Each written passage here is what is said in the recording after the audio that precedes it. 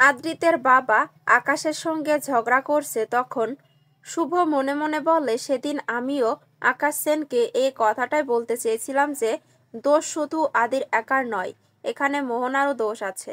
বাড়ির সবাইও এটা নিয়ে ভাবনায় পড়ে যায়। তখন আদ্রিত এসে জানায় যে মোহনা যেমন এই বাড়িতে আছে ঠিক তেমনই এই বাড়িতেই থাকবে। আদ্রিতের কথায় বেশ কষ্ট পায় শুভ। মনে মনে বলে, তাহলে কি আদ্রিতকে এবার আমি সারা জীবনের জন্য হারিয়ে ফেললাম? এরপরে মোহনা তার ঘরে গিয়ে নাচানাচি করতে থাকে। ডোনা এসে বলে, তুমি তো মনে হচ্ছে শেষ পর্যন্ত দাদা ভাইয়ের জীবনে জায়গা করে নিতে পেরেছো। মোহনা বলে, আমি এত তাড়াতাড়ি জায়গা করতে পারবো এটা আমি ভাবিনি। এদিকে আদ্রিতের বাবা আদ্রিতকে বলছে, তুই এটা কি করলি? আমি তো সবটা সামলাচ্ছিলাম। আদ্রিত বলে, যা আমি করেছি ভেবেই করেছি। আদ্রিতের বাবা বলে, এটা হতে পারে না, আমি আমার বাড়ির লক্ষ্মীকে ফিরিয়ে নিয়ে আসবো। এরপরে সে শুভকে ফোন দেয়।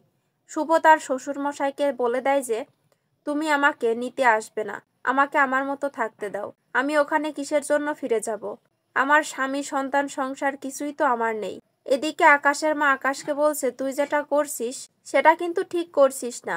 তুই হয়তো বা জোর করে ওদের ওখানে থাকতে পারবি, কিন্তু ওদের ভালোবাসা কখনোই পাবি না। আকাশ বলে, তা যদি না হয় তাহলে আমি ওদেরকে পথে বসিয়ে দেব।